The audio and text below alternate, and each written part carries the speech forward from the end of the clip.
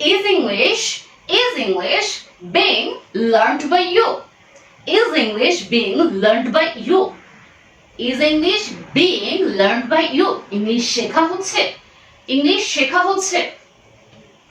Is English being spoken? Is English being spoken? English বলা হচ্ছে, English বলা হচ্ছে। Is English being written? English লেখা হচ্ছে। Is English being read?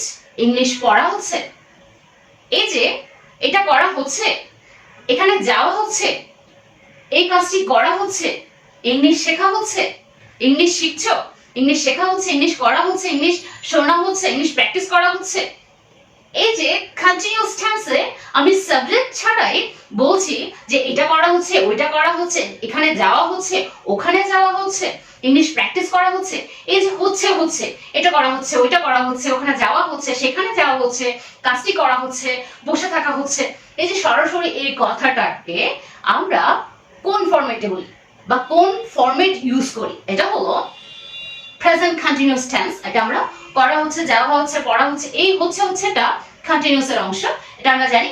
গত ক্লাসে আমরা প্রেজেন্ট ইনডিফিনিট টেন্সে অ্যাক্টিভ ইনটু প্যাসিভ করেছি, মানে প্রেজেন্ট ইনডিফিনিট টেন্সে আমরা প্যাসিভ ভয়েস করেছি। যারা এখনো ভয়েস বুঝো না বা এই ক্লাসটা বোঝার জন্য যারা একদম ভয়েস বুঝো না, তারা অবশ্যই আমার পূর্বের ভিডিওগুলো দেখে নিবে। ভয়েস সম্পর্কে বিস্তারিত আলোচনা করা আছে এবং প্রেজেন্ট ইনডিফিনিটে আমরা অ্যাক্টিভ থেকে প্যাসিভ করেছি, কিন্তু ইন্টারোগেটিভে মানে ইন্টারোগেটিভ সেন্টেন্সকে আমরা প্যাসিভ ভয়েস করছি কিন্তু কন্টিনিউয়াসে। এক্ষেত্রে এটা হলো প্রেজেন্ট কন্টিনিউয়াস। আমরা গত ক্লাস করেছি প্রেজেন্ট ইনডিফিনিটে, কিন্তু ইন্টারোগেটিভ ফরম্যাটে আমরা প্যাসিভ ভয়েস করছি। কিন্তু এটা গ্রামারের অংশ। কিন্তু দেখুন, আমি যে কথাগুলো দিয়ে শুরু করেছি সেটা হলো আমরা স্পোকেনে ব্যবহার করি, কিন্তু না জেনেই, ট্রিক্সটা না জেনেই আমরা অনর্গল কথা মুখস্থ করা যায়। কিন্তু মুখস্থ করে ইংলিশ কতটুকু টানা সম্ভব?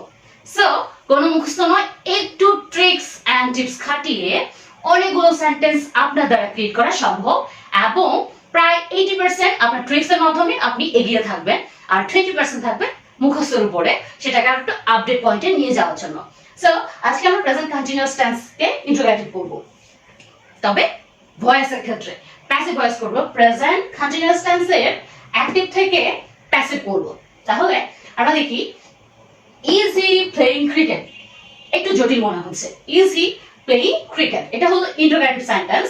আমরা জানি অ্যাসার্টিভ সেন্টেন্সকে ইন্টারোগেটিভ করার সময় সাহায্যকারী ক্রিয়াটা আগে বসালে এটা ইন্টারোগেটিভ সেন্টেন্স হয়ে যায়। এটা হলো অ্যাসার্টিভ ইনটু ইন্টারোগেটিভ। তাহলে এখানে দেখুন, এটা ছিল he is playing cricket. He is playing cricket ছিল। সেটা যেহেতু ইন্টারোগেটিভে আমি ইন্টারোগেটিভ ভয়েস করব, প্যাসিভ ভয়েস করব, তাহলে এটা ইজ হি প্লেইং ক্রিকেট, এটা অ্যাসার্টিভ ইনটু ইন্টারোগেটিভ হয়েছে। তাহলে is he playing cricket, say cricket খেলছে। এখানে সাবজেক্ট কিন্তু সরাসরি রয়েছে, ইজ হি প্লেইং ক্রিকেট, সে কি ক্রিকেট খেলছে। কিন্তু প্যাসিভ ভয়েস করলে সাবজেক্টের মানটা হালকা হয়ে যায়, সাবজেক্টটা গুরুত্ব হারায়, সাবজেক্ট সরাসরি ভার্বকে নিয়ন্ত্রণ করে না। এইটাই প্যাসিভ ভয়েসের প্রধান একটি ট্রিক্স। তাহলে এটাকে যদি আমরা প্যাসিভ করি, সেই ক্ষেত্রে আমরা কি করব? সেই ক্ষেত্রে আমরা করব সাবজেক্টটাকে আমরা এখানে এই ক্রিকেটের সাথে ইজটা রাখবো, নাকি এম হবে না আর হবে? এখানে হির সাথে ইজটা দিয়েছে, কিন্তু যখন আমি এখানে অবজেক্টটাকে এখানে নিয়ে আসবো, তাহলে কি ইজ থাকবে কিনা এটা মাথায় রাখতে হবে। কোনো অবজেক্ট আনার পরে সেটা আরো হয়ে যেতে পারে, প্লুরাল হয়ে যেতে পারে, সেটা আমরা একটু খেয়াল রাখবো। তাহলে আমরা ক্রিকেটের সাথেও কিন্তু আমাদের ইজ আসবে, তাহলে আমরা এখানে ইজটা দিয়ে দিলাম। কন্টিনিউয়াসের ঝামেলা নেই, অলরেডি ইজটা আগেই রয়েছে। তাহলে ইজ ক্রিকেট, সিম্পলি আইএনজি ফর্মটা উঠে যাবে, তার জন্য আমরা এখানে বিং ইউজ করব। বিং ভার্ব, প্যাসিভ ভয়েসে ভার্ব অলওয়েজ পাস্ট পার্টিসিপল হয়। স্যার আমরা বিং পাস্ট, এখানে আমরা লিখব প্লেড বাই হি, থেকে হিম হয়ে যাবে, কিন্তু কোয়েশ্চেন মার্কটা থাকবে। তাহলে এটা কি হলো? Is cricket being played by him? Is cricket being played by him, তার দ্বারা কি খেলা হচ্ছে? তার দ্বারা কি ক্রিকেট খেলা হচ্ছে? এখন আমি তারটা ওইটা রেখেও কথা বলতে পারি। ক্রিকেট খেলা হচ্ছে, এই যে হচ্ছে, যদি হতো ক্রিকেট খেলা হয়, তাহলে কি হতো? ইজ ক্রিকেট প্লেড, ক্রিকেট খেলা। কিন্তু যখন হচ্ছে করছে, তাহলে কন্টিনিউয়াস আর কন্টিনিউয়াস আইএনজি ছিল, আইএনজির জন্য আমরা এখানে বিং ইউজ করেছি। তাহলে is cricket being played, cricket খেলা হচ্ছে। ইজ বুক বিং রিটেন, বইটি লেখা হচ্ছে। ইজ বুক বিং স্পোকেন, বলা হচ্ছে। ইজ বুক বিং স্টাডি, শেখা হচ্ছে। স্টাডি, শেখা হচ্ছে। তাহলে এইভাবে আমরা সেন্টেন্সটা ক্রিয়েট করতে পারি এবং অবজেক্ট ছাড়াও আমরা এখানে বাহিরটা চাইলে না দিতে পারি। কিন্তু যদি আমরা গ্রামার অংশ অ্যাক্টিভ থেকে যারা ক্লাস 9-10 এর স্টুডেন্ট রয়েছে, যারা সিলেবাসটা আমরা জানি নতুন কারিকুলামে বই চেঞ্জ হয়েছে, কিন্তু গ্রামারটা কিন্তু খুব ইম্পর্টেন্ট, খুব লেসন আকারে কিন্তু গল্পে গল্পে একটা স্টোরির মধ্যে গ্রামারগুলো কিন্তু সাজিয়ে সাজিয়ে দেওয়া হয়েছে। যারা এই বেসিক ইনফরমেশনটা বুঝে যাবে, নতুন কারিকুলামে যে বইটা রয়েছে সেই বইয়ের গ্রামারটা তারা গল্পে গল্পে বুঝতে পারবে, কিন্তু বেসিকটা ডেভেলপ করতে হবে। So is cricket being played by him, আমরা আরেকটা সেন্টেন্স করছি। এখানে স্টোরির সাথে এই যে ডিফারেন্ট হচ্ছে, আই এর সাথে এম বলেছে, কিন্তু স্টোরির সাথে কি সাহায্যকারী ক্রিয়া এম হবে? যেমন স্টোরি এম হবে, হবে না। সো এইখানে টু ডিফারেন্ট। হ্যাঁ, আমি আই হিসাব করে এম দিয়েছি, কিন্তু সাবজেক্ট যখন সামনে চলে আসবে আমি তখন আর এম ইউজ করব না, স্টোরি হিসাব করে আমি এখানে ইজ ইউজ করব। ইজ আ স্টোরি, আই এর জন্য বিং ইউজ করব। বিং written by me, এখানে কি বলছে? Is a story being written by me, গল্পটা কি লেখা হচ্ছে? গল্পটা কি লেখা হচ্ছে? গল্পটা কি আমার দ্বারা লেখা হচ্ছে? গল্পটা কি তোমার দ্বারা লেখা হচ্ছে? তাহলে আমি এখানে অবজেক্টটা কিন্তু খুব স্লাইড করে দেওয়া আছে। অবজেক্টটা ছাড়াও sentence is correct, that means it is called passive voice. Passive ভয়েসের প্রধান একটু ট্রিক্স বা শর্ত হলো এখানে সাবজেক্টের মানটা হালকা হয়ে যায়। সাবজেক্ট ছাড়াও একটা সেন্টেন্সকে বলা যায়, ক্রিয়েট করা যায়। সাবজেক্ট সরাসরি ভার্বকে নিয়ন্ত্রণ করে না, মানে সাবজেক্টের একটা প্রভাব থাকে না ভার্বের উপরে, যেটা অ্যাসার্টিভ সেন্টেন্সে থাকে। আই রিড দ্য বুক, আমি বইটা পড়ি, কিন্তু দ্য বুক ইজ রিড, বইটি পড়া হয়। এখানে কে পড়ে এটা কোনো উল্লেখ নেই, তাই সাবজেক্ট সরাসরি ভার্বকে নিয়ন্ত্রণ করে না, তাই it's called is passive voice, এটাকে প্যাসিভ ভয়েস বলে। আর এখানে আমি ইন্টারোগেটিভ হিসেবে কন্টিনিউস করছি। Is a story being written by me, story being written by me, গল্পটি কি লেখা হচ্ছে?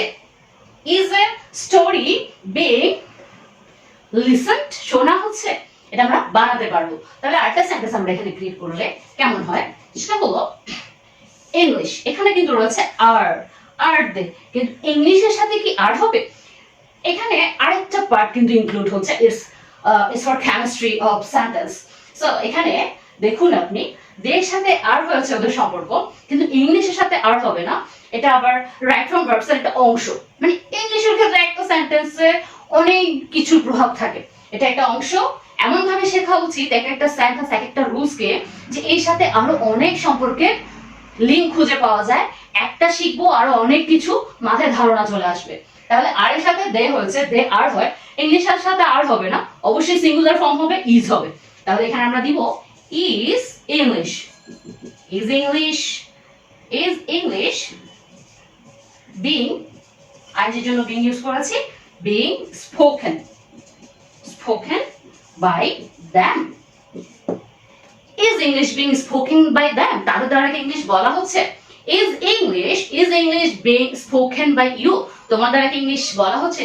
Is English being learned by you, English শেখা হচ্ছে? তোমার দ্বারা কি ইংলিশ শেখা হচ্ছে? Is English being written by you, তোমার দ্বারা কি ইংলিশ লেখা হচ্ছে? এই যে কন্টিনিউয়াসে আমি প্যাসিভ ফর্ম বললাম, কন্টিনিউয়াস ইন্টারোগেটিভের ক্ষেত্রে কন্টিনিউয়াস টেন্স অ্যাসার্টিভকে আমি ইন্টারোগেটিভ করে সেটাকে আবার প্যাসিভ করছি। তাহলে সরাসরি ইন্টারোগেটিভ সেন্টেন্সকে আমি প্যাসিভ ভয়েস করলাম। আশা করি সবাই, আমি কিন্তু তিনটা সেন্টেন্সে কিন্তু এক্সাম্পলে কিন্তু অনেকগুলো উদাহরণ বসিয়েছি, সাবজেক্ট চেঞ্জ করেছি, ভার্ব চেঞ্জ করে প্র্যাকটিস করেছি। ঠিক এইভাবে it's a part of grammar, এটা একটা গ্রামারের অংশ, এটা ভয়েসের অংশ।